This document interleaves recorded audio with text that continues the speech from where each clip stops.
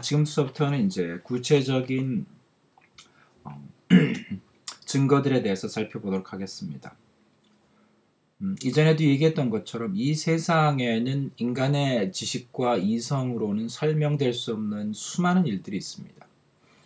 그 자체들이 단지 이제 인간들이 이해를 할 수 없기 때문에, 받아들일 수 없기 때문에 우연이다. 아직은 인간의 과학이 발달하지 못해서 아직은 그 원인을 규명하지 못했다 등의 여러 가지 이유로 이제 인간들은 그러한 경이적인 사실들을 이제 받아들이고 있죠. 여기서 그것이 이제 어떤 이유인가 또는 이제 그 과학적으로 무슨 의미가 있냐라는 것들을 논하는 건 의미가 없다고 생각합니다. 계속 이 세미나 시작서부터 얘기했던 것처럼 인간의 범위를 넘어가는, 인간의 능력을 초월하는 것들, 존재들, 세계에 대해서 인간이 어느 것이 옳다 그르다라고 얘기하는 것은 논리적으로 의미가 없습니다. 그러니까 하위 차원이 자기보다 월등히 위에 있는 차원의 세계와 존재에 대해서 평을 한다는, 판단을 한다는 자체는 논리적으로 말이 안 됩니다. 그래서 그러한 판단은 이 세미나의 목적이 아닙니다. 이 세미나의 목적은 지금 이 현실 세계, 인간이 볼 수 있고 인간이 만날 수 있는 현실 세계에 있는 증거들을 보고 이 우리의 능력과 우리의 지성을 초월하는 어떤 존재와 세계가 있다라고 해석하는 것이 더 논리적인가 라는 것을 판단하는 겁니다. 그러니까 존재성에 대한 것이죠. 그래서 그 존재성에 대한 것도 절대적 확신이 아니라 우연이라고 해석하는 것이 맞는가? 아니면 우리 존재를 초월하는, 우리의 차원을 초월하는 또 다른 위대한 존재가 있어서 그 존재에 의해서 이 세상과 우리의 삶과 그리고 이 우주가 통치되고 있는가, 만들어졌는가를 믿는 것이 더 논리적인가라는 상대적 논리성에 대한 이제 비교가 되겠습니다. 그래서 그리스도인들이라면 두 개의 논리 가운데서 인간이 믿고 싶어하는 이 세상은 우연히 만들어졌다. 시간이 흘러서 자연적으로 이루어진 것이다 라는 인간이 이해하기 쉽고 인간이 받아들이기 편한 그런 해석과 그 다음에는 너무나 받아들이기 쉽지 않고 끊임없이 의심하고 싶지만 우리를 초월하는 절대자의 존재가 있다라고 받아들이는 게 더 논리적인가 라는 것을 판단하는 겁니다. 그래서 쉽지 않지만 절대자의 존재를 받아들이는 것이 더 논리적이다라는 확신이 들게 되면, 그렇지만 그래도 인간의 자아는 끊임없이 의심합니다. 그렇지만 논리적 각성입니다. 진리적 각성이 그게 임하게 되면 우리는 의심의 시기, 방황의 시기에 하나님을 찾는 것이 훨씬 편해질 수 있습니다. 그 은혜가 임할 수 있기를 이제 바라봅니다. 그래서 이제 시작을 해보겠습니다. 그래서 이 세상에는 수많은 증거가 있습니다. 인간이 설명할 수 없는 많은 체험들하고 살죠. 이제 그것들을 다 얘기하는 건 의미가 없고 이 세미나에선 그 중에서 이제 아주 충격적이고 아주 중요한 그 사실들 몇 가지만을 살펴보도록 하겠습니다. 여러분들이 영적으로 깨어나서 영적으로 눈이 열려서 주변에 있는 사실들과 자신의 삶 속에서 일어난 일들을 보게 되면 이게 우리가 도저히 설명할 수 없는 일들이 너무나도 많다라는 사실을 이제 인정하시게 될 겁니다. 이거는 이제 그 중에 일부입니다. 이것만이 아니라 이게 일부라는 것을 말씀드립니다. 우선 첫째, 시간에 대해서 살펴보도록 하겠습니다. 첫 번째 주제이며 매우 중요한 주제입니다. 신과 만났을 때 가장 우리는 충돌할 수 있는 주제입니다. 인간은 태어나고 성장하고 그리고 늙어가고 그 다음에 이제 죽음을 맞이하는 절대적 시간의 흐름 속에서 살아갑니다. 그래서 그 절대적 시간 속에서 그 절대적 시간 하에서 인간은 시간을 우리가 어떻게 조정하거나 시간을 우리가 어떻게 바꾼다라는 것은 생각할 수가 없습니다. 그래서 인간은 체험으로서 믿습니다. 시간은 우리에게 절대적으로 주어지는 것이다. 근데 이제 이 세미나에서는 그것이 맞는지를 한번 살펴보겠습니다. 시간이라는 개념은 방금 전에 얘기했던 것처럼 인간에게는 태어나고 자라고 성장하고 무슨 일을 하고 성취하고 그리고 나서 이 사망하는 어떤 인과적 관계 내지는 이 흐름의 관계로 이제 볼 수밖에 없죠. 그래서 우리가 이제 흔히 이제 그 개념에 의해서 그런 체험, 그 믿음에 의해서 이제 우리 자연 현상들을 해석을 하게 됩니다. 믿음은 우리가 바라보는 지식을 해석하는 데 사용하는 거기 때문에.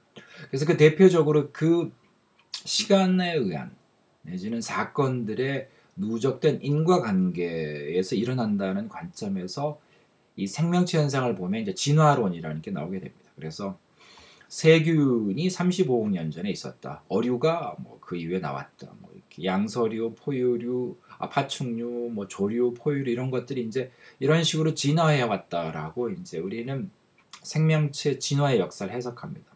그래서 이런 식으로 이제 시간상으로 배열을 하는데 실제 우리는 이제 알 수 있는 것은 이것들이 뭐 생명체들이 소멸하는 것들은 우리는 알 수 있죠. 그렇지만은 이런 식으로 시간상으로 배열된다라는 것은 철저하게 해석의 문제입니다. 그러니까 아직은 절대적으로 이렇게 진화해왔다는 진화론의 이제 증거는 아직 명확하진 않죠.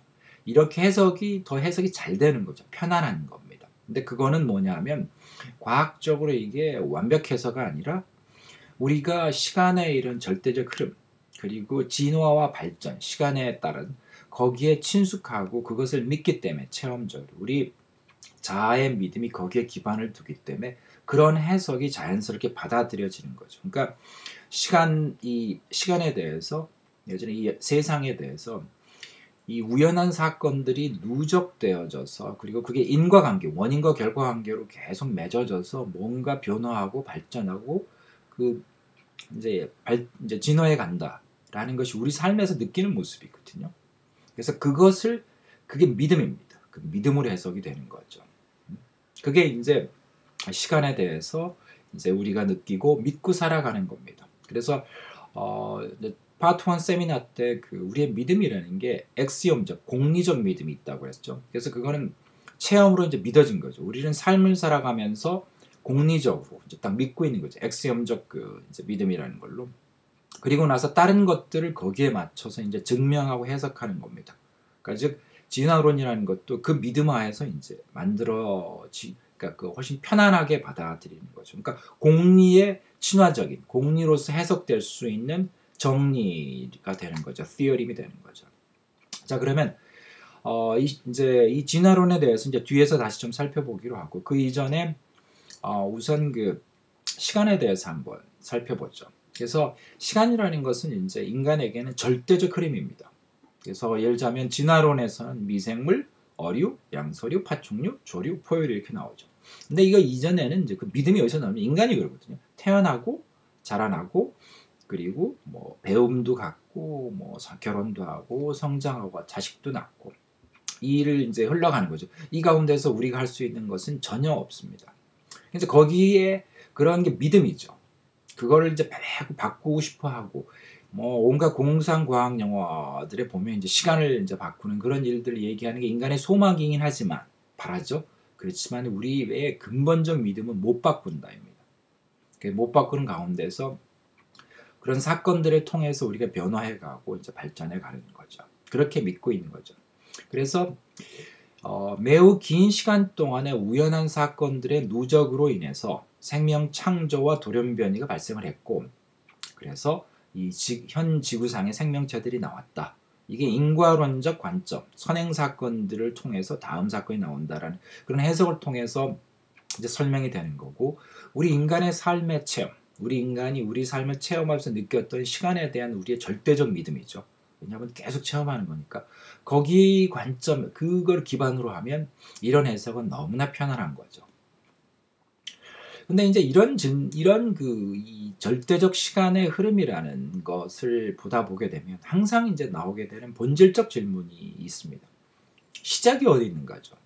그러니까 절대적 시간의 흐름 내지는 이게 인과론에서 그러니까 원인과 결과라는 거에 의해서 설명이 안 되는 게 시작이 처음은 있어야죠. 그러니까 불교가 인과론이죠. 그러니까 그 인과응보에 의한 설명을 하지만 시작을 설명을 못합니다. 이런 부분들은. 자, 그런데 여기서 이제 중요한 게 나오는 거죠. 시간이 과연 절대적이냐라는 질문이 나오는 겁니다. 이거에 대해서 당연히 절대적이 믿었는데 이제 최근에 과학들이 인간들이 이제 발전하죠. 그러면서 발견한 사실들을 보면 시간이 절대적이 아니다라는 거죠. 근데 이거에 대해서 많은 사람들이 보고 뭐 그런갑다 하죠. 그리고 뭐 공상과학 영화에서 뭐 시간 여행 얘기들이 나오고 있고요. 그거는 이제 상상 문제는 아니고 과학적으로도 가능할 수 있다까지 가는 건데 그걸 이제 처음으로 과학적으로 이제 그 밝힌 사람이 아인슈타인이죠. 그래서 이제 상대성 이론에서 시간의 절대성이 이제 부정되어져 버립니다. 시간이라는 것이 상대적일 수 있다로 이제 나오는 거죠. 그리고 나서 이제 최근에 나오는 이제 우주 이제 이 관련된 이제 물리학적 이론 중에서 웜홀이라는 게 이제 나오고 있죠. 그래서 이 웜홀의 이론이 만약에 이제 실제 이제 이루어진다면 뭐 그렇게 믿는 사람들이 많이 있죠 지금.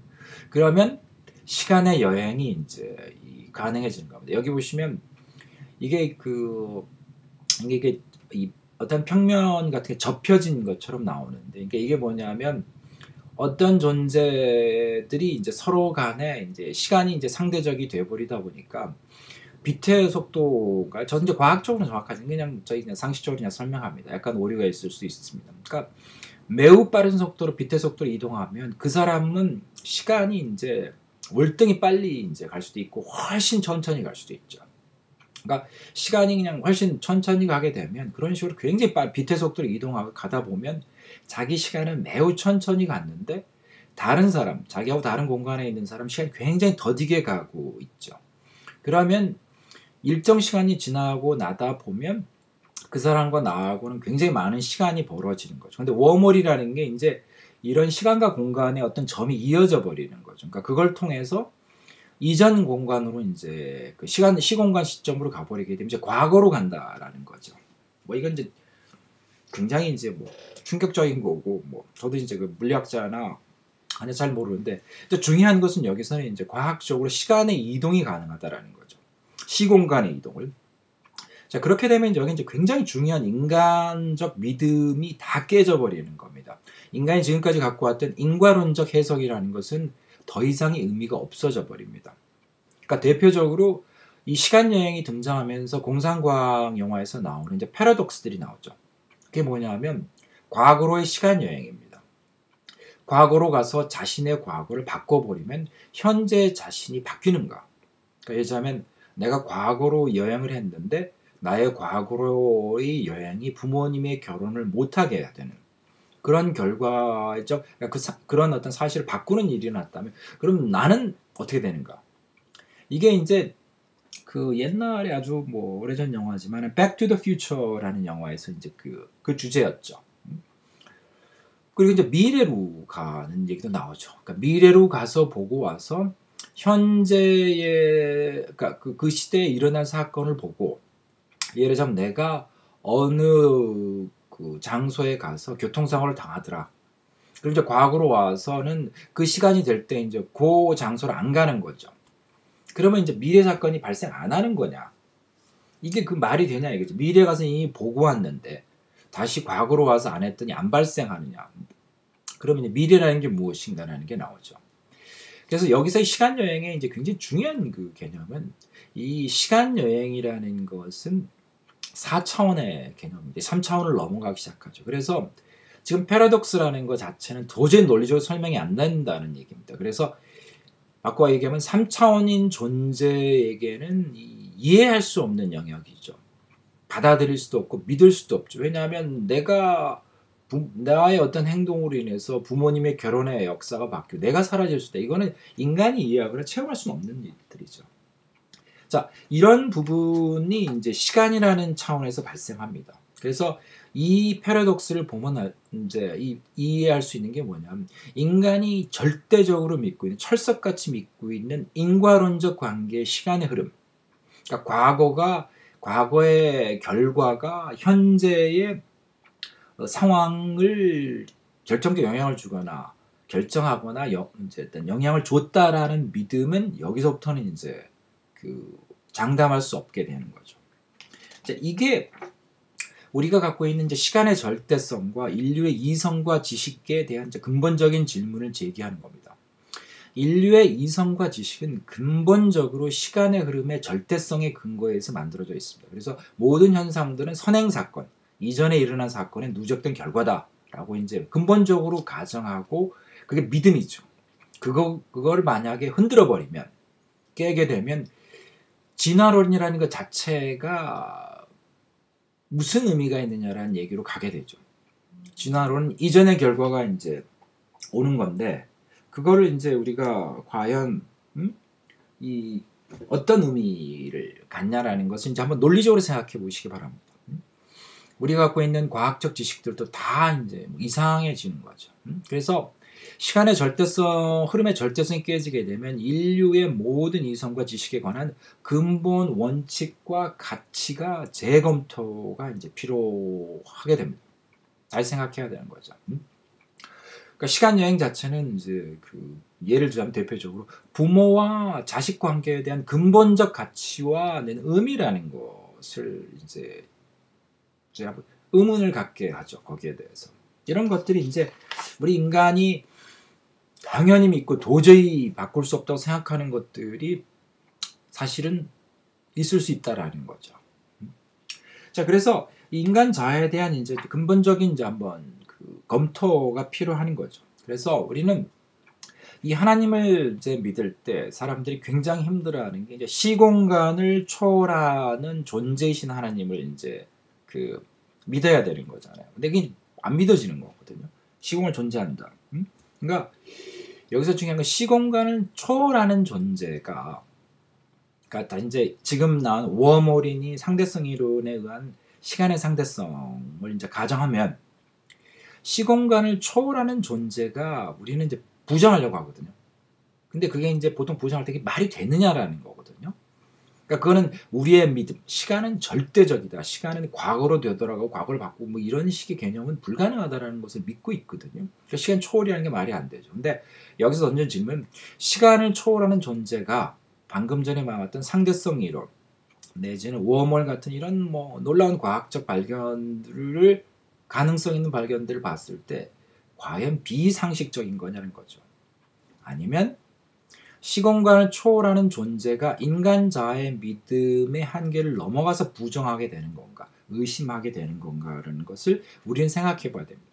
지금 이 세미나를 듣는 분들은 그걸 질문해야 됩니다. 그러니까 왜 내가 시공간을 초월하는 존재에 자꾸 의심이 생기는가? 그게 비상식적이어서 전혀 말이 안 되는 그냥 궤변이어서 그런 건가? 아니면 우리가 도저히 우리의 믿음이라는, 우리의 체험이라는 것을 바탕으로 해석이 안 돼서 받아들이지 못해서 그러는 건가?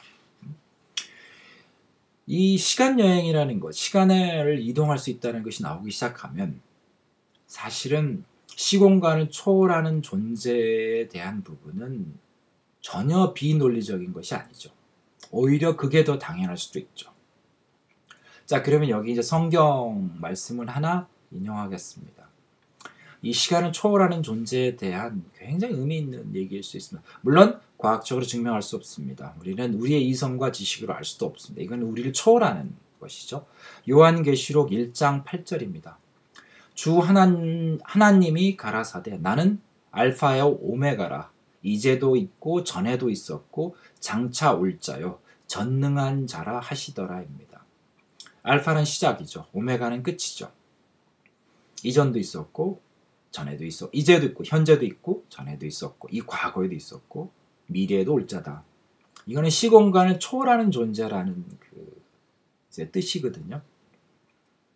자, 이 얘기가 도저히 말도 안 되는 비상식적인 말인가를 우리는 생각해 볼 필요가 있습니다. 여기까지가 시간입니다. 자, 그 다음은 이제 우주라는 것을 우리가 살아가는 이제 거대한 공간에 대한 부분을 한번 좀 살펴보도록 하겠습니다. 우주에서 우주를 이제 보통 우리는 아까 방금 얘기했던 것처럼 이제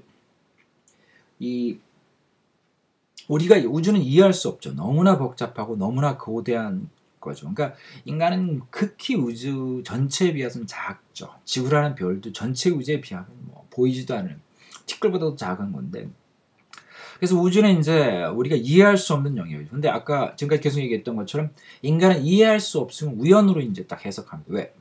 나를 넘어가는 것을 해석할 수 없으니까 가장 손쉬운, 가장 편안한 방법은 우연인 겁니다. 우연으로 가정하는 순간에 인간은 티끌 같은 존재이면서도 거기서 주도적 그 역할을 할 수 있다라는 이제 자의적 해석이 가능합니다. 그래서 우연이 이제 등장을 하는 거죠. 그럼 우연이 등장하면 인간의 자아는 매우 편안합니다.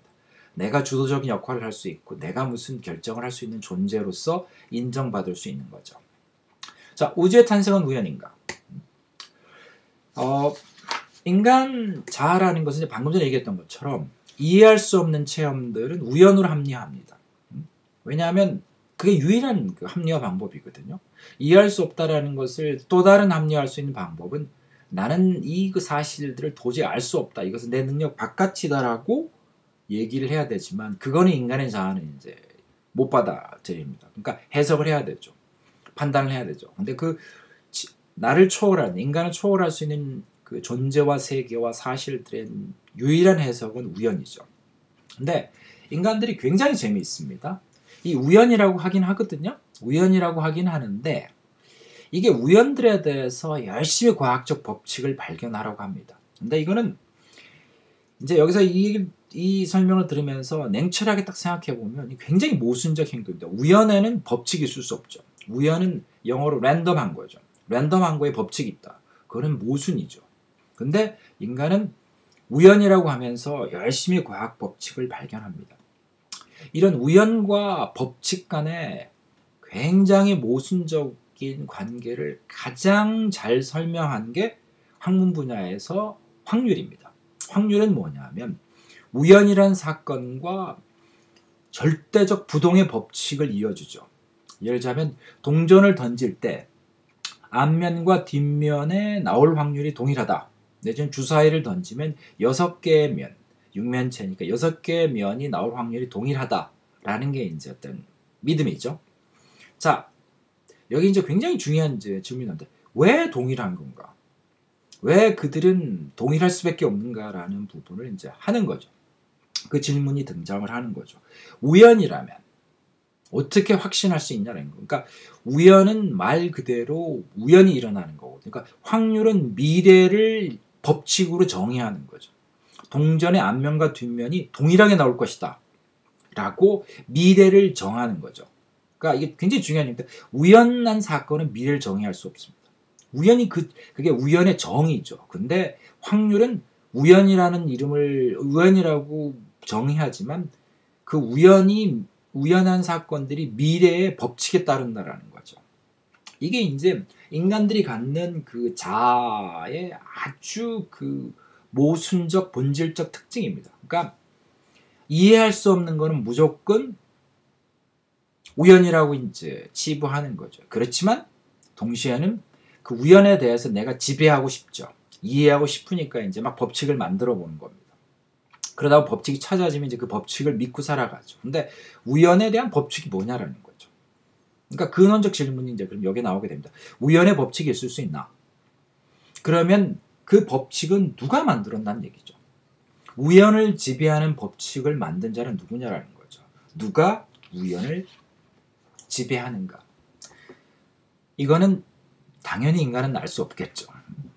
그렇지만 여기서 굉장히 중요한 것은 우연을 지배하는 법칙을 만드는 자, 우연을 지배하는 법칙은 어디서 나왔는가는 인간의 자아, 인간의 과학적 상식, 인간의 과학적 지식을 믿는 사람들은 질문을 해야 됩니다. 이 세미나를 듣는 분들은 당연히 그 질문하기 바랍니다.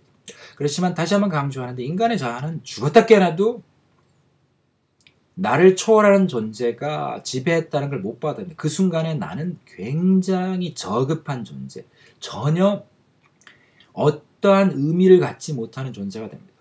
철저하게 종속적인 존재, 철저하게 다른 사람에 의해서 움직여지는 이 퍼핏이라고 하는 거죠. 그러니까 이 꼭두각시가 되는 거죠. 인간의 자아는 절대적으로 꼭두각심을 인정하려고 하지 않습니다. 그래서 나온 것이 우연의 법칙입니다. 그러니까 절대자가 나오는 순간에 우리는 꼭두각시가 되죠. 절대자의 의지와 내지는 그 뜻에 따라 그 절대자의 어떤 그 일에 따라 우리는 그냥 철저하게 로봇처럼 움직여지는 존재가 사실은 받아들여야 되는데 그걸 절대 못 받아들이는 거죠. 자, 우주에 대해 살펴보면 이렇습니다. 뭐 우주는 워낙 광대하니까 막 수많은 가설들로 이제 설명을 하죠. 우주가 어떻게 탄생되었는가. 그 중에 하나 이제 뭐 굉장히 유명한 이론, 이제 빅뱅 이론이죠. 뭐 태초에 그냥 뭔가 별이 뭐가 있어가지고 그게 빵 터짐으로써 이제 우주가 이렇게 조각들이 나면서 점점 팽창해 간다는 이론이죠. 뭐 온갖 종류의 이론이 있습니다. 그러니까 그냥 우주 물리학 법칙 하면 그냥 머리가 쥐날 정도로 복잡하죠. 그 수식들과 뭐 이해할 수 없는 뭐 기호들로 그냥 뭐 도배가 돼 있죠. 자, 근데 여기서 이제 굉장히 중요한 게 이제 나옵니다. 그러니까 우주에 관한 법칙들을 알아보면서 이제 그러다 보니까 수학이 나오죠. 결국 수학이 이제 위대한 수학이 이제 인간의 이제 나오는데 거기 이제 온갖 이론들이 나오죠. 근데 이제 이런 수학이라는 걸 하다 보면 우리는 이 과학 세계에 아주 놀라운 것들을 발견합니다. 그게 뭐냐, 무리수라는 것들이 나오게 됩니다. 무리수라는 건 뭐냐면 요 왼쪽에 보면 이렇게 원주율 파이죠. 무리수들은 끝이 없죠. 그러니까 끊임없이 가는 숫자입니다. 무한대로 그 값이 가죠. 그러니까 이 무리수는 그러니까 정확하게 어떤 값이냐라는 거 우리가 알 수 없습니다. 우주의 수많은 법칙들이 무리수들이 개입을 하죠. 원주율 파이도 있고 자연 로그 E도 있죠. 이런 것들이 이제 무리수죠. 이건 뭐 그러니까 바꿔서 얘기하면 무리수는 인간이 그 정확한 값을 알 수 없는 숫자들입니다. 그러니까 인간의 능력을 벗어나는 이제 숫자일 수도 있죠. 무한이라는, 영원이라는, 그러니까 길이가 영원히 늘어나는 그런 존재들이죠. 자, 이런 존재들이 이제 이 물리학 법칙에는 그냥 부수히 등장을 하는 거거든요. 이런 숫자들이.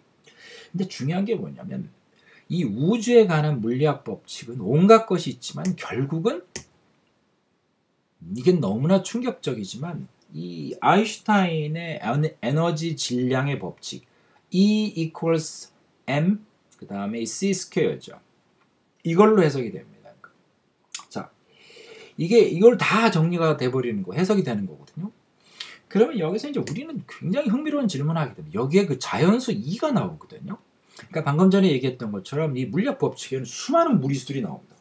근데 그 무리수를 어떻게 다 정리가 돼서, 자, 보통은 이제 수학에서는 소거라고 하죠. 플러스 마이너스에서 이제 지워져 버리죠. 이렇게 동일한 것이 뭐 다른 데 있게 되면 이렇게 합쳐지면서 지워지는데, 그런 수많은 것들이 다 합치고 정리가 돼 가지고 이 자연수 2가 나와 버리는 거죠. 자, 그랬을 때 여기서 이제 이게 어떻게 되는 건가? 이 수많은 물리 현상들, 그 복잡다단한 수식으로 표현되는 것들이 어떻게 깔끔하게 정리가 돼 버리는 건가? 자, 그러면 여기서 이게 어떻게 우연히 그럼 이렇게 일어난 건가? 이 우주의 이 복잡다단한 그 현상들이 요 단순한, 그러니까 E가 에너지고 M이 이제 질량인데 이 단순한 법칙에 의해서 딱 설명이 되어 버릴 수 있는가? 자, 그럼 우리는 이게 우연인가? 아니면 이 우주라는 것이 원래 누군가에 의해서 계획된 설계의 결과인가에 대해서 우리는 논리적 질문을 해야 됩니다. 이게 과연 우연으로 가능한가? 그래서 이걸 우연의 결과라는 의미 이런 거거든요. 이게 그 그림 맞추기 퍼즐이 있다고 한다면 여기저기서 그냥 이런 임의대의 막 퍼즐들을 갖고 온 거죠. 전혀 상관없는 퍼즐을. 그래가지고 이제 이렇게 뭐 비유를 들자면 이런 이제 막 온갖 종류의 물리학 법칙을 갖고 있는 것 같다 이제 합쳐 본 거죠. 그랬더니 너무나 깔끔한 게 뭐 맵이 하나 나와버린 거죠. 명확하게 정확한. 자, 이랬을 때, 자, 이게 우연의 결과일 수 있겠는가? 아니면 어떤 창조주가, 어떤 절대자가 원래 이런 맵을 만들었는데 그걸 가지고 이 피스들을 만들어 놓은 건가라는 질문을 우리는 할 수밖에 없죠. 그러니까 이제 이게 맵이 나왔다는 건 아주 질서정연한 법칙이 있다라는 거거든요. 그리고 이 퍼즐들이 그냥 퍼즐이 아니란 얘기죠. 아주 질서정연한 법칙의 일부라는 부분인 거죠. 그러면 이제 우리는 질문을 이제 두 가지 중에 하나를 선택을 해야 되죠.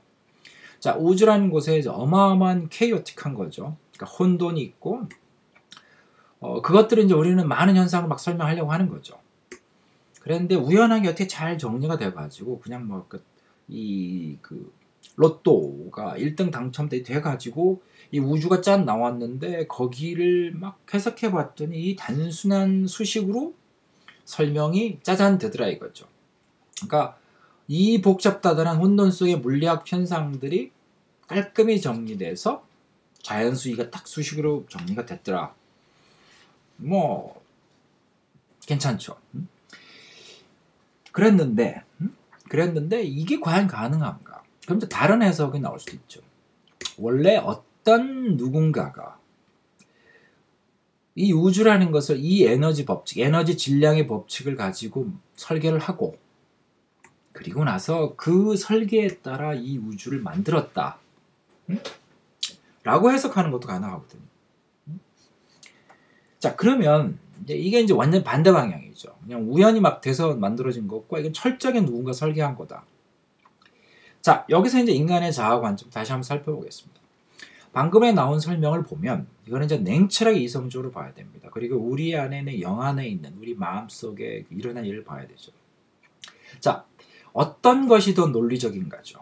우연인가 설계된 것인가죠?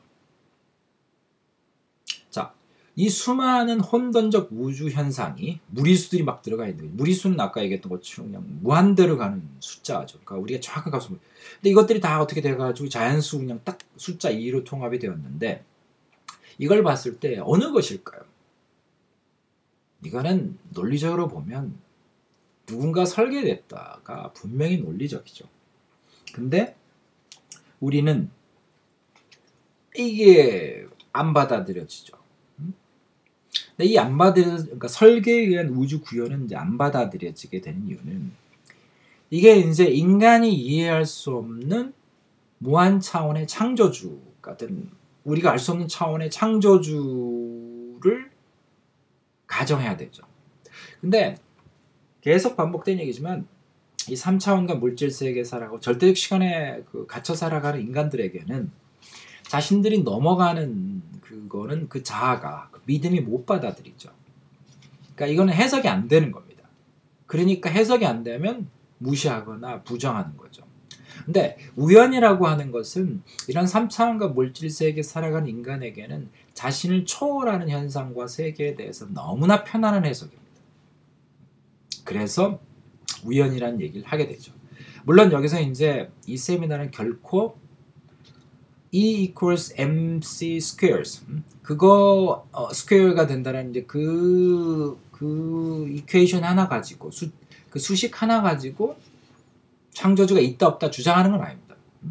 그 수식이 창조주를 증명하는 존재를 증명하는 건 아니죠. 근데 저는 여기서 불신자 내지는 그리스도인 양쪽 다에게 얘기하는 게 자, 둘 중에서 우연으로 된 건가 설계로 된 건가라는 걸 비교할 때 어느 것이 더 논리적인가라는 것은 냉철하게 생각합니다. 이거는 본인들, 그러니까 인간의 우리 마음속에 있는 감정, 이것을 믿고 싶다, 이게 땡긴다라는 그런 느낌이나 이 감정, 자기 안에 있는 믿음에 의해서 오는 그 충동을 배제하고 철저하게 이성으로 생각하면 어느 게 더 논리적이냐는 거죠.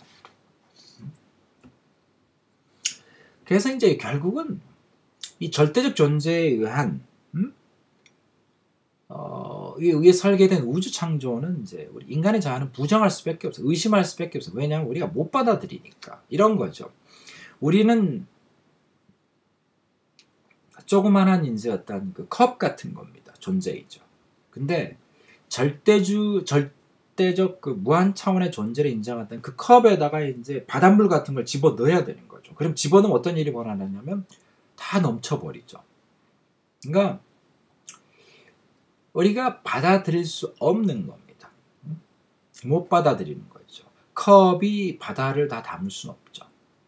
그러다 보니까 이제 바다를 부정하는 거죠. 그리고 자신의 이제 그 컵 안에 들어가 있는 물만큼을 놓고 이게 바다라고 주장하는 거죠.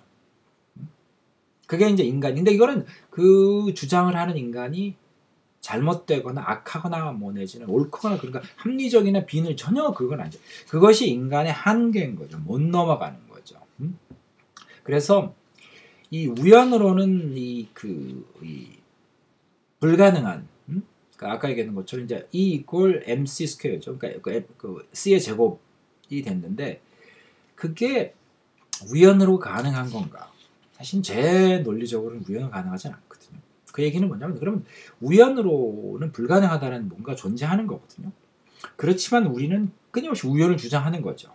그렇게 해석해내고. 그래서 인간의 능력으로는 결국은 이해할 수 없는 존재 때문에 사실 요즘 그러는 거죠. 그래서 자, 이 과학적 법칙을 설명하는 사람은 그렇게 얘기할 수도 있습니다. 우연을 설명할 수 있는 어떤 우연적인 것이라고 믿을 수 있는 증거들이 있다. 근데 법칙에 의해서 만들어진 거 우연이라고 해석하는 건 별로 어렵지 않습니다. 거꾸로가 어렵죠. 우연이라고 했던 것을 절대적 법칙이 있다라고 하는 건 굉장히 어려운 겁니다. 우연에서 법칙을 도출은 쉽지 않죠. 근데 법칙이 있는 현상들에 대해서 이걸 적당히 해석하면 우연은 쉽죠. 뭐 그건 이 정도로 이제 그거에 대해서는 얘기를 하겠습니다. 그 뭐 하염없이 가야 되는 토론이 되고, 자, 자신에 있는 감정을 냉철히 들여다봐야 돼요. 여기서 중요한 것은 E 이퀄 MC 그 제곱 그 이퀘이션의 존재가 이퀘이션의 존재가 어떤 의미냐가 중요한 것이 아니고 그 이퀘이션을 볼 때 내 안에서 느끼는 나의 자아를 보셔야만 이거를 극복할 수 있습니다. 논리적이어서 부정하는 것이 아니고 내가 그 자아가 못 받아들여서 그걸 믿을 수 없기 때문에 부정하는 거죠. 그러니까 논리적이라는 의미로서는 받아들여져야 됩니다. 그게 더 합리적인 거죠. 이것을 깨달아야 됩니다. 그러니까 그 수식이 뭐가 더 더 정당하냐를 입증하는 것이 아니고 그 수식을 통해서 우리는 내 안에 있는 자아가 훨씬 더 논리적인 사실을 부정한다라는 거죠. 그것은 논리성이 아닙니다. 논리적인 자면 진짜 객관적이고 냉철한 논리를 따라 살아가는 사람이면 설계된 우주 창조를 더 논리적으로 받아들여져야 되죠. 근데 우리 인간은 그럴 수가 없다라는 거죠. 그것이 핵심입니다. 그 수식이 중요한 건 전혀 아닙니다. 우리 인간의 본질, 그것을 인식하는 게 이겁니다. 그것을 극복하고 내가 진실마저도 나의 느낌과 나의 어떤 기존의 믿음 때문에 부정하는 존재라는 것을 받아들일 때 우리는 우리를 초월하는 존재에 대한 소망을 가질 수 있습니다. 그러니까 과학적 사실이 우리를 믿게 만들지는 않습니다. 과학적 사실에 의해서 우리 안에 있는 논리적 모순과 우리 안에 있는 그 자의적 해석 그것을 하는 존재가 있음을 깨달을 때 우리는 진리로 가는다라는 거죠. 그것이 무엇이든지 간에. 네, 그러면 이제 여기서 좀 더 진행을 해서 다음 이제 주제로 가 보겠습니다. 그래서 두 번째 주제는 그 생명에 관한 얘기가 되겠습니다. 이건 또 다른 이제 매우 흥미로운 그 주제입니다. 그래서 이제 아주 창조론 진화론에서 이제 첨예한 이제 토론의 주제죠. 생명체는 진화했는가, 아니면 창조주에서 만들어졌는가에 대한 주제를 살펴보겠습니다. 자, 진화론은 사실은 이제 근본적으로 이제 외형적 그 이해에 의해서 이제 나온 거죠.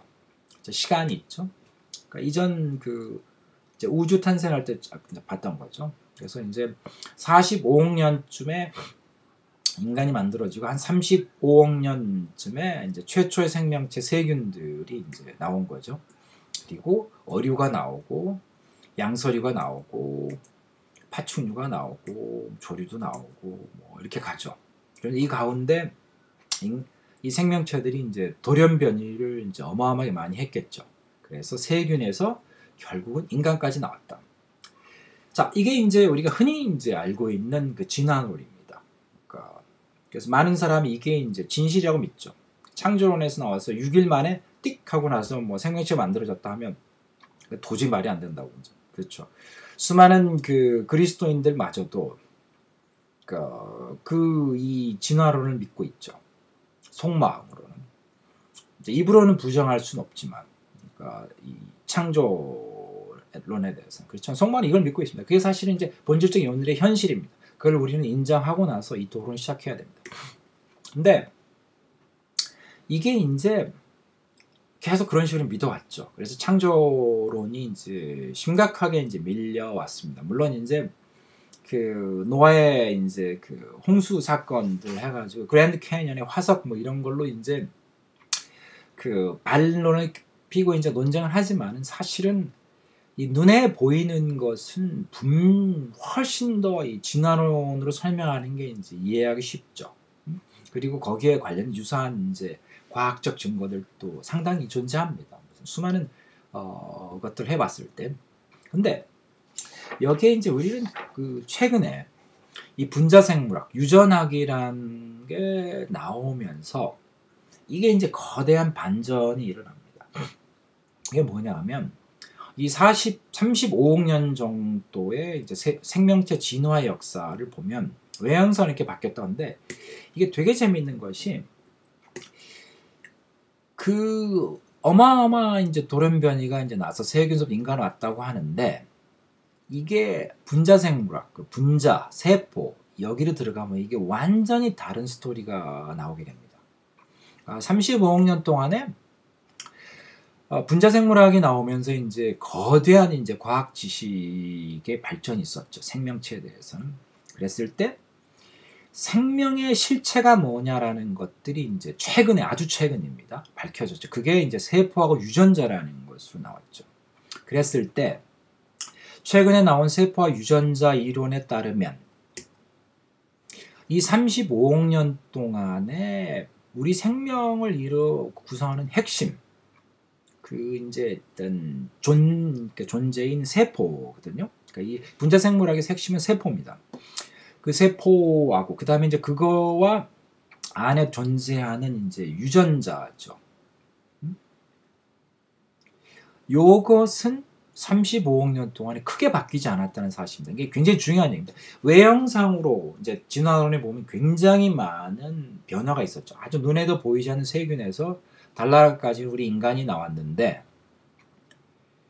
이게 이제 들여다보면 세포 관점에서는 별 차이가 없다라는 거죠. 이걸 이제 오늘 이제 살펴보기를 바랍니다. 여기서. 자, 그래서 보면 우선 굉장히 생명은 신비로웁니다. 이제 여기 여러분들이 이제 이게 기존에 이제 뭐 생물 시간에도 배웠고 하게 되면 이제 이건 명료하게 봐야 됩니다. 이건 하나 이제 중요한 이제 관점을 이해하셔야 되는데 생명이라는 건 어떻게 되어 있냐면 생명은 근본적으로 하나의 세포에서 출발합니다. 그러니까 정자와 난자가 만나서 이게 이제 결국은 하나의 세포가 만들어집니다. 두 개의 세포가 결합하면서 하나의 세포가 나오고 그게 이제 거기서부터 세포가 이제 분열을 하죠. 이렇게 두 개로 나눠지고 다시 나눠지고 뭐 이런 식으로 쫙 나눠져서 이게 이제 계속 성장하는 거, 자라는 애기들이 이제 엄마의 뱃속에서 이제 자라날 때 이제 이런 현상인데 세포 계속 분열하는 거죠. 그러면서 어느 순간인가는 이 세포들이 이제 이렇게 막 결합을 하는 거거든요. 그런데 어느 순간에는 이렇게 심장도 나오고 뼈도 만들어지고 뭐 이렇게 가는 거죠. 이렇게. 그래가지고 이제 결국 계속 또 세포 분열하는 겁니다. 분열하면서 계속 성장을 하죠. 자라나는 거죠. 그리고 나면 이제 최종적으로는 100조 개의 세포 정도가 인간에 있다고 합니다. 그래서 100조 개의 세포 정도가 됐을 때 이제 인간은 이제 성체가 되죠. 자, 그런데 이 가운데서 이제 세포는 하나입니다. 하나의 세포가 이렇게 계속 결합되어 있는 거죠. 그러니까 굉장히 중요합니다. 그러니까 모든 생명체는 단 하나의 세포입니다. 단 하나의 세포가 여러 개가 모여 있는 거죠. 그랬을 때 문제는 이 세포들이 이제 이렇게 분열하면서 이 역할들이 바뀌죠. 어떤 세포들은 이제 심장을 만드는 데 사용되고 어떤 세포들은 이 뼈를 만드는 데 사용되고 겉으로 봐서는 완전히 다르죠. 근데 안에 구성하는 것들은 이제 완전히 동일하다라는 거죠.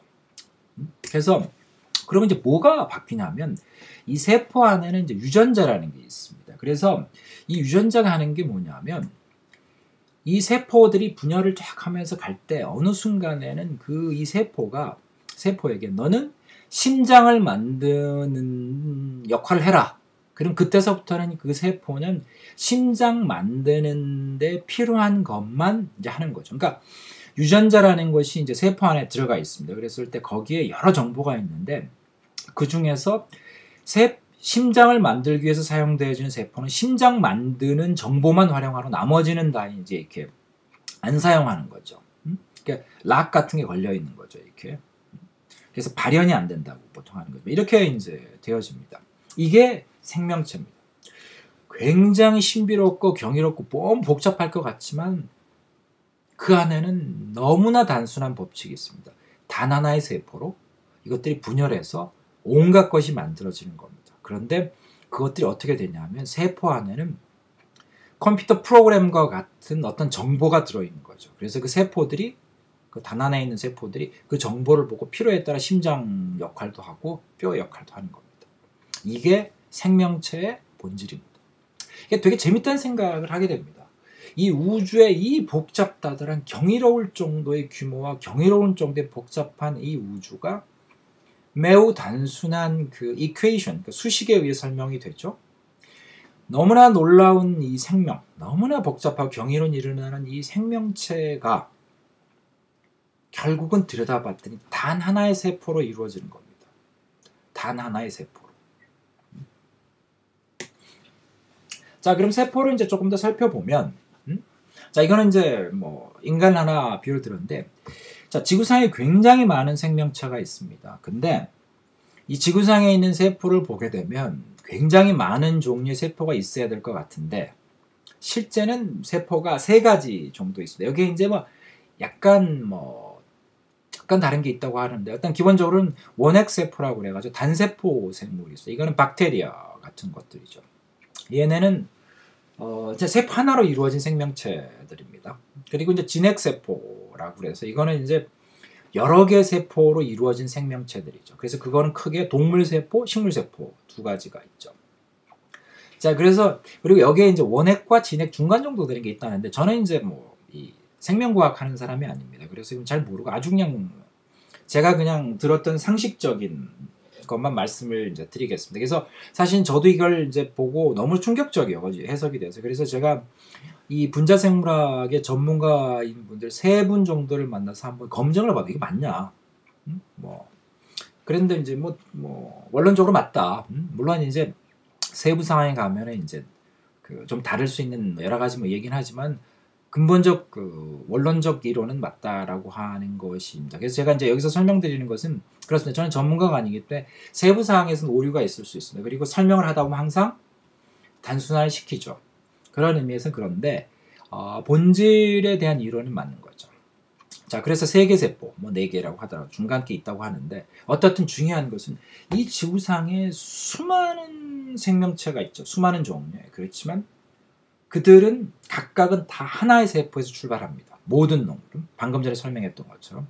근데 지구상에 존재하는 세포들을 종류로 봤더니 크게 이 3가지 유형밖에 없다라는 거죠. 그리고 이제 여기서 들여다보면 이 3개의 세포들도 작동 원리는 거의 동일합니다. 물론 이제 이게 세부상은 약간 다릅니다. 식물 세포는 이제 광합성을 하기 위해서 그 광합성에 필요한 게 조금 더 들어가 있고 동물은 좀 다른 거죠. 그래서 그렇지만 중요한 것은 이게 이제 기계라고 치면 이 3개 세포들은 거의 유사한 겁니다. 그러니까 생명체가 외형적으로 나타나는 그 차이는 너무나 큰 거거든요. 근데 외형적 차이를 고려했을 때 세포는 동일하다고 보는 게 저는 비전문가 입장에서는 맞다고 봅니다. 이제 거의 동일한 하나의 세포. 그러니까 좀 무식하게 판단하면 전 지구상에 있는 모든 생명체는 하나의 세포를 가지고 만들었다라고 해석해도 약간의 오류가 있지만은 과도한 그러니까 말이 안 되는 넌센스적인 어떤 그 표현 아닙니다. 그러니까 이 지구상에 그 수많은 생명체가 있지만 하나의 세포로 만들었다는 거죠. 딱 하나. 약간의 과장은 있는 겁니다. 그러니까 약간의 오류가 있는 거지만 그 아까 얘기한 것처럼 그 수많은 유형의 동물들이 있는데, 그러니까 생명체들이 있는데 그게 이제 존재하는 세포가 서너 개밖에 안 된다라고 치면 그렇다라는 거죠. 자, 그렇게 되면 자, 여기서 이제 굉장히 중요한 이제 질문이 나오게 됩니다. 이게 세균, 35억 년 전에 만들어진 세균의 세포와 지금에 나와 있는 이제 인간들의 세포나 이런 것들이 세포가 거의 동일하다라는 거거든요. 그럼 여기 이제 중요한 질문이 나옵니다. 수십억 년 동안에 분자 생물학적으로 거의 변화된 것이 없다라는 거죠. 그러니까 외형상으로는 어마어마하게 진화된 것처럼 보이지만 이미 지구상에는 수십억 년 전에 존재했던 세균들이 존재하거든요. 과학적으로 그렇게 믿고 있습니다. 그러니까 만약에 그러니까 35억 년 전에 세균들이 사라졌으면 이제 이게 과학적으로 증명하기 쉽지 않은데 35억 년 전에 만들어졌다고 하는 세포들, 대표적으로 남조류, 이제 그 녹조 같은 거 하는 남조류들이 사이노박테리아라고 하나요? 뭐 그런 것들이 이미 존재하거든요. 자, 걔네들의 세포의 메커니즘이나 인간들의 세포의 메커니즘들이 있는데 그것들이 거의 비슷하다라는 거죠. 이 방식을 한다는. 그러면 여기서 질문은 분자 생물학적으로는 바뀐 게 뭐냐? 근데 저희가 비전문가이기 때문에 뭐 하긴 하지만 바뀐 게 거의 없습니다.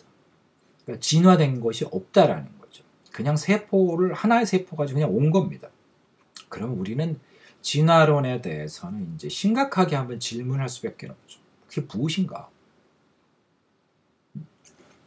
자, 그래서 이제 진화론의 핵심은 이제 그럼 돌연변이거든요. 돌연변이 일어났다라는 거죠. 그럼 여기서 이제 질문이 이제 돌연변이는 그럼 어디서 생긴 건가라는 거죠. 그러니까 세포라는 건 35억 년 전에 나타난 그 세균이나 인간이나 세포나 이게 별 차이가 없다라는 거죠. 물론 이제 원핵 진핵인데 세포는 원핵이어서 세포막이 없고 뭐 이렇게 약간 구조가 좀 이렇게 언스테이블한 놈들이긴 하지만 근본적으로 RNA, 뭐 DNA 이런 방식에 의해서 작동되는 것은 거의 유사하다라는 거 보면 이게 근본적인 세포적 관점에서는 차이가 없다는 거예요.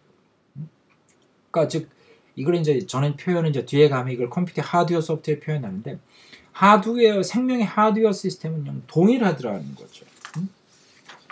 그러면 이제 뭐냐라는 거죠. 그럼 다시 한번 이제 살펴보면 들어가 보면 자 진화론이라는 것을 다시 보게 되면 이렇게 됩니다. 태초에 이제 세포가 하나 나왔죠. 어떤 건지 모릅니다. 항상 진화론, 절대적 시간의 흐름을 가정하는 이론에서 항상 시작은 아주 난해한 질문이고 이제 답이 없는 질문. 일단 세포가 있다고 가정을 하고요.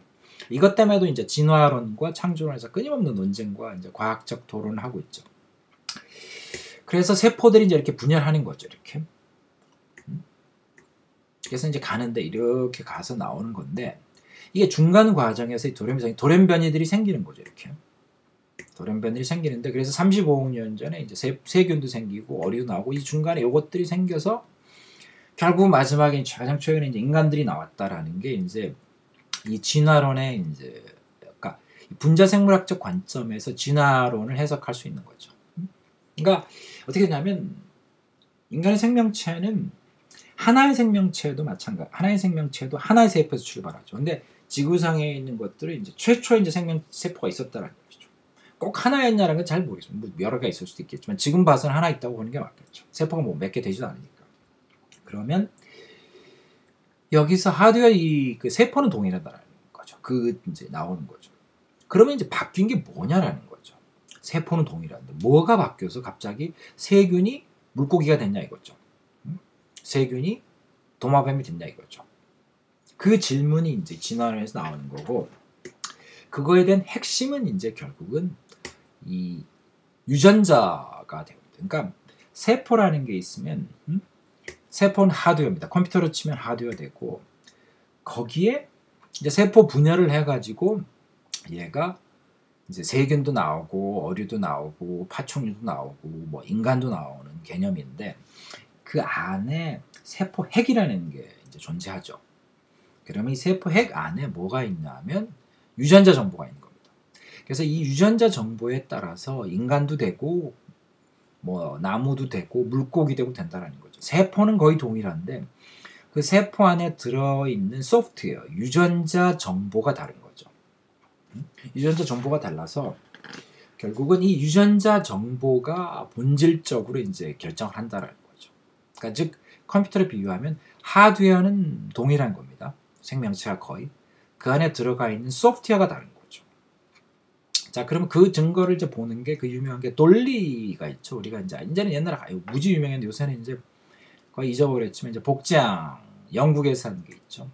그 실험을 이제 보면 굉장히 재미있었습니다. 그러니까 영국의 양이 이제 두 가지 종류가 있는데 흰머리 양, 머리가 하얀 양이 있고 이제 검은 머리 양이 있습니다. 그래서 흰머리 양의 세포에서 이거는 그냥 아무 세포를 어디서 갖고 온 거죠. 뭐 어느 부위이긴 하지만 이거는 이제 정자 난자는 아닙니다. 거기서 이 세포 핵, 그러니까 DNA만 이제 추출해낸 거죠. 유전자 정보만 흰머리 양에서. 그리고 검은 머리 양에서는 이제 난자를 추출하고 거기서 세포 핵을 떼어내 버렸죠. 제거한 거죠. 그러니까 유전자가 이제 사라져 버린 겁니다. 그러니까 흰머리 양에서 유전자 정보만 갖고 오고 검은 머리 양에서 이제 세포 핵을 띈 세포만 갖고 온 거죠. 그래서 그 두 개를 이렇게 합쳐버린 거죠. 그러니까 흰머리 양의 유전자 정보를 검은 머리 양의 세포에다 집어넣어 버린 거죠. 그리고 나서 이제 그 세포가 하나 만들어지니까 이제 그거를 검은 머리 양에게 이제 그 자궁에다 이제 착상을 시킨 거죠. 그리고 나서 얘가 자라서 출생을 했더니 보니까 흰머리 양이 나온 겁니다. 그러니까 검은 머리 양의 정보가 들어가는 것이 아니고 그러니까 즉 세포는 검은 머리 거죠. 근데 유전자 정보는 흰머리 거죠. 그랬는데 결국은 세포가 결정하는 것이 아니고 유전자가 결정을 했습니다. 그래서 흰머리 양이 나왔죠. 이게 이제 그 생명의 본질에서 유전자가 결국은 생명체를 이제 결정한다라는 이제 증거로 볼 수 있는 거죠. 그게 이제 흰머리 양, 그러니까 돌리가 나온 거죠. 그러면 이걸 이제 어떻게 이 해석을 이제 해야 되냐면 결국은 이 과정을 보면 생명체라는 게 컴퓨터 하드웨어라는 게 있죠. 세포라는 게 있죠. 거기에 유전자 정보를 설치했더니 컴퓨터 똑같은 놈인데 소프트웨어에 따라서 새로운 기능을 이제 수행을 한 거죠. 그러니까 결국은 하드웨어는 그냥 따라다닌다라는 거죠. 시키는 대로 하는 존재적 관계가 나오는 거죠. 그러니까 중요한 건 유전자 정보인 거죠. 그래서 이거를 이제 다시 한번 진화론 관점에서 살펴보면 유전자가 결국은 진화론이라는 것은 그러면 어떻게 되냐면 세포는 안 바뀌었죠. 그러니까 유전자가 진화한 거죠. 왜냐하면 이제 세포는 영향을 주지 못하고 있으니까. 그래서 어떻게 되냐면 자, 세균의 세포가 있죠. 뭐 어류의 세포도 있고 이런 쭉 세포가 나와서 뭐 쭉쭉 가다가 조류도 있고 뭐 인간 이제 그 세포가 유전자들이죠. 이렇게 유전자들이 있는 거죠. 이렇게 이제 진화를 해온 거죠. 35억 년 동안에. 그러니까 이 유전자들이 계속 이제 뭔가 바뀐 거죠. 그런데 중요한 건 여기서 굉장히 중요한 건 세포는 거의 동일하다는 거죠. 근데 여기서 이제 굉장히 중요한 질문이 나옵니다. 자, 35억 년 전 내지는 뭐 그 초기에 있는 그 세포가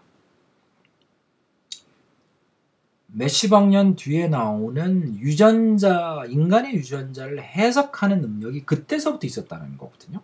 그러니까 세포는 이제 그냥 시키는 대로만 하는 존재처럼 보이긴 하지만 반대로 얘기하면 세포가 만들어질 때 이미 인간의 유전자를 해석할 수 있는 내지 인간의 유전자와 같은 것들을 그 복잡한 걸 해석할 수 있는 능력이 처음서부터 존재했다라고 해석하는 것이 논리적인 겁니다.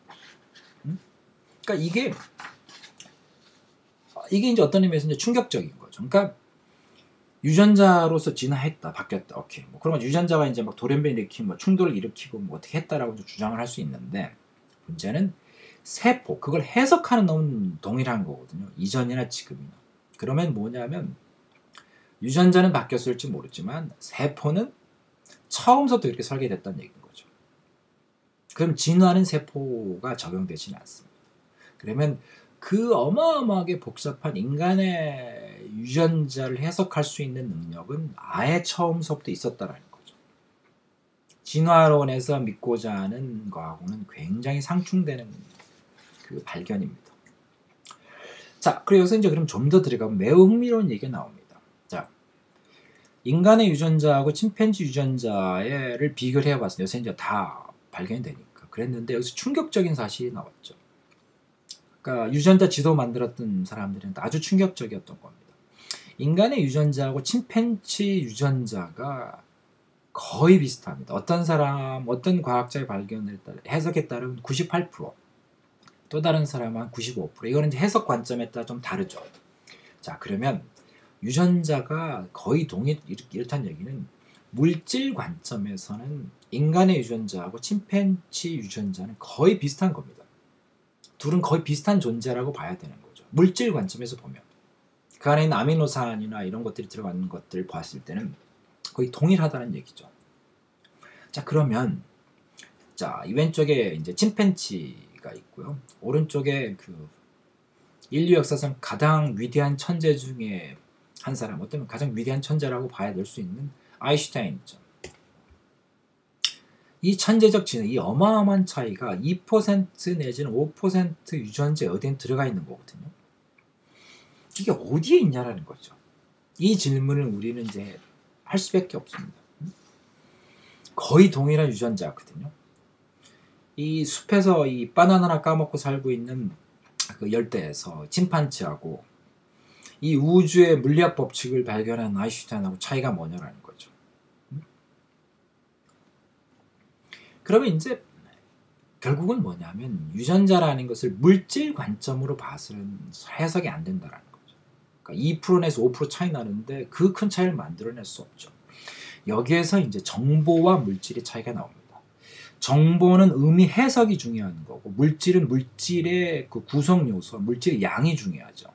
근데 정보는 해석입니다. 그러니까 자, 아래 이 예를 들면 이제 정보하고 물질의 차이를 명확히 이해할 수 있습니다. 아래 두 문장을 보면 너를 사랑한다 라는 문장과 너를 안 사랑한다라는 두 문장을 보면 글자로 보면 거의 똑같죠. 의미는 정반대입니다. 이게 정보하고 물질의 차이죠. 그러니까 이 글자들을 나열하게 되면 이 두 개의 문장은 거의 동일한 문장이죠. 근데 이걸 해석해내면 이 두 문장은 완전히 반대죠. 그러니까 여기서 중요한 건 해석인 거죠. 근데 이게 해석이라는 것 자체가 굉장히 고난이도의 그 부분입니다. 즉 아니라는 단어가 not이죠. 영어로 그 부정을 하는 건데 그거 의미를 어떻게 할 거냐라는 것이 어떻게 해석하는 건가라는 부분이 나오는 거죠. 이건 물질의 문제가 아니라 철저한 해석의 문제, 정보의 문제죠. 자, 그렇게 되면 우리는 이제 이 질문을 할 수가 있어요. 유전자의 정보 해석과 이용에 대해서 질문할 수밖에 없습니다. 세포가 있죠. 그래서 세포를 이제 뭐가 되냐면 유전자 정보가 있으면 유전자 정보를 해석하는 존재가 누구냐는 거죠. 그건 세포입니다. 그러니까 유전자는 세포를 가지고 생명체의 역할을 다 자기들이 이제 수행을 하는 거죠. 그러면 뭐냐면 이 세포는 아인슈타인과 같은 존재의 그 진화된 생명체의 유전자도 해석할 수 있는 능력이 세포에는 있는 거죠. 아까 얘기했죠. 너를 사랑한다, 너를 안 사랑한다라고 하면 그 아니라는 걸 해석할 수 있는 게 있는 거죠. 그게 이제 DNA, RNA, 라이보솜 이런 것들 안에 이게 이제 그 세포의 기본 이제 메커니즘이거든요.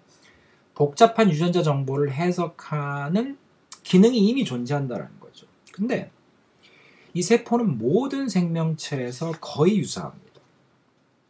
생명체의 진화론 관점에 보더라도 그 긴 장구한 생활 동안에 크게 바뀌지 않았습니다. 초기 생명체나 최근 생명체나 거의 유사합니다. 그러면 여기 우리는 질문할 수밖에 없습니다. 생명체는 어디서 진화한 건가? 우리는 DNA, 유전자 정보가 변화돼서 진화해졌다고 막 주장하지만 사실은 유전자 정보가 중요한 것이 아니고 그 유전자를 해석하는 세포가 중요한 거죠. 그러니까 정보 자체, 문장이 중요한 것이 문장의 의미를 해석하는 게 중요한 거거든요. 근데 세포가 그겁니다. 세포는 유전자에 나와 있는 정보를 보고 자기가 심장 역할도 하고 뼈 역할도 하는 것이 세포죠. 근데 얘는 해석할 줄 안다라는 거죠. 그러면 아주 초기서부터 있었던 세포를 보면 과연 진화는 어디에 있었는가? 라는 질문을 할 수밖에 없죠. 그래서 이거를 이제 우리는 이제 그 진화 관점에서 정보로 보게 되면 여기 이제 여러 가지 유전자 정보들이 있죠. 어류도 있고 인간 이렇게 쫙 이제 유전자들이 진화했다고 주장하지만 실제는 뭐 차이가 났다고 볼 수도 있겠죠. 근데 중요한 거는 아까 얘기했던 것처럼 이 유전자 정보를 해석하는 세포는 처음부터 있었죠. 그러니까 이 핵심이 뭐냐면 정보 해석 이게 중요하다고 그랬습니다. DNA 아니 그 유전자가 중요한 것이 아니고 유전자 정보를 해석하는 능력이 중요하죠. 근데 이 정보 해석 능력은 이미 처음부터 있었다라고 믿는 것이 논리적이지 않냐라는 거죠. 자, 그러면 또다시 이제 창조론 진화론으로 다시 갑니다. 누군가가 처음부터 만든 건가? 아니면 우연히 이렇게 발전한 건가? 어느 쪽이 더 논리적인가에 대해서 우리는 질문을 할 수밖에 없습니다. 자, 그러면 약간의 이제 비유를 하게 되면 이 세포론을 한번 다른 비유, 레고 장난감 비유를 한번 해보죠. 하나의 만능 브릭이라는 게 있습니다. 요 피스가 있어서 이걸 가지고 지금 생명체, 지구상인 생명체 보면 온갖 걸 이렇게 만든 거죠. 경이적인 게 나와있죠. 근데 중요한 건 단 하나의 세포로 모든 걸 해치웠다고. 물론 이제 조금 그러니까 이 종류의 차이가 있긴 하지만 아주 단순하게 보면 이게 가능해진 거죠. 자, 이게 우연의 결과라고 해석하는 게 맞을까요? 창조주가 있어서 놀라운 지혜롭고 놀라운 능력의 창조주가 있어서 처음부터 딱 이렇게 설계하고 만들었다고 보는 게 맞을까요? 자, 마지막 비유입니다. 컴퓨터와 이제 소프트웨어 관점에서 보죠.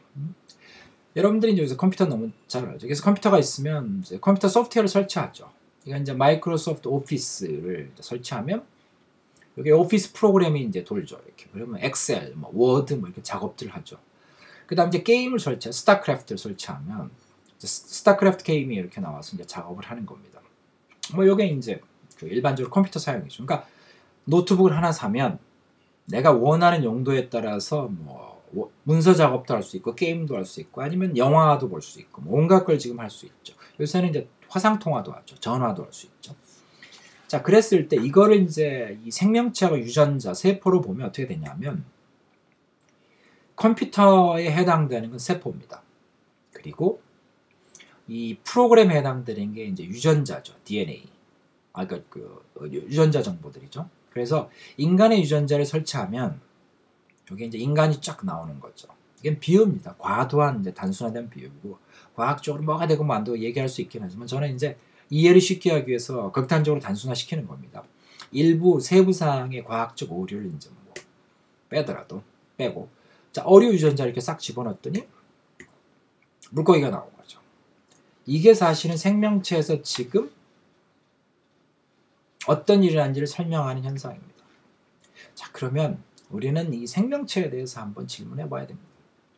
하나님에 대한 생명 창조를 왜 부정하는가?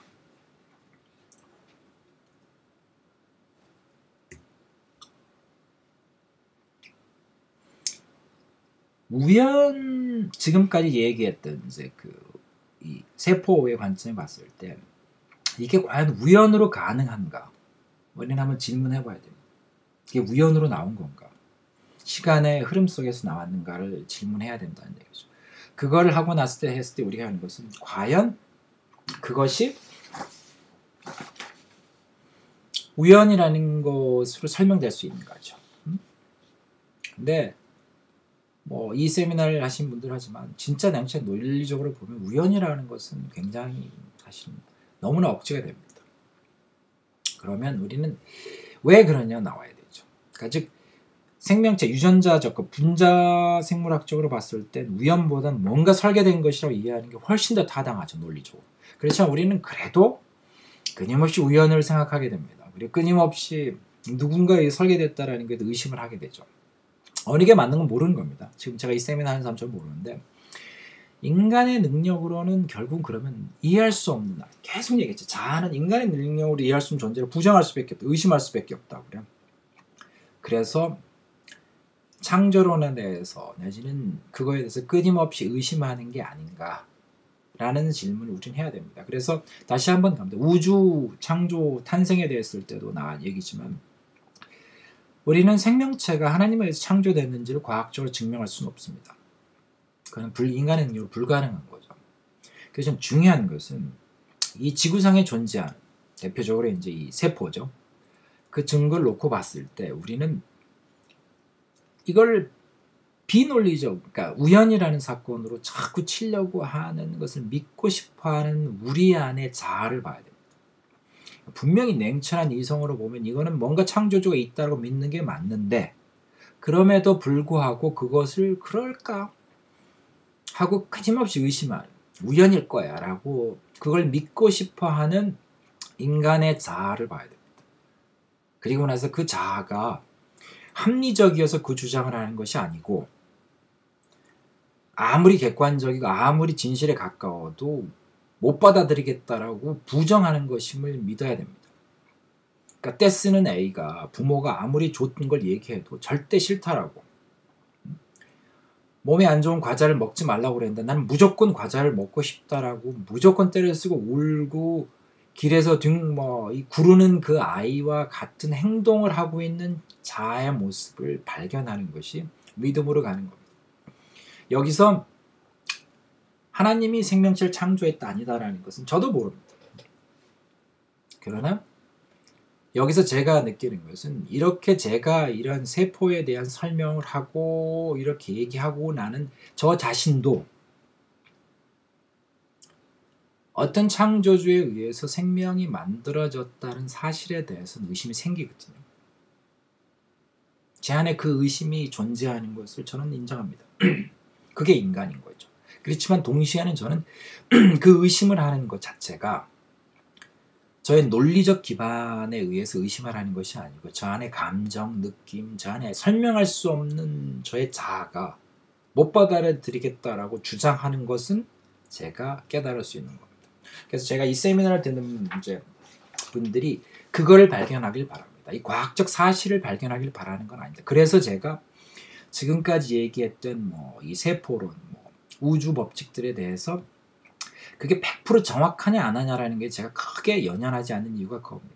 그게 좀 틀릴 수도 있고 좀 더 맞을 수도 있고 하지만 그거는 이 세미나의 본질이 아닙니다. 이 세미나의 본질은 내 안에 있는 자아를 보는 겁니다. 내 안에 있는 자아가 더 논리적인 사실이 앞에 있어도 못 받아들이겠다고 떼를 쓰고 있는 모습을 발견하는 것이 신앙의 믿음으로 가는 길이기 때문에 그게 중요한 겁니다. 그걸 발견하는 게, 그거는 과학적 사실에 의해서 발견되는 것이 아니고 철저하게 영적 각성에 의해서 발견되는 사실입니다.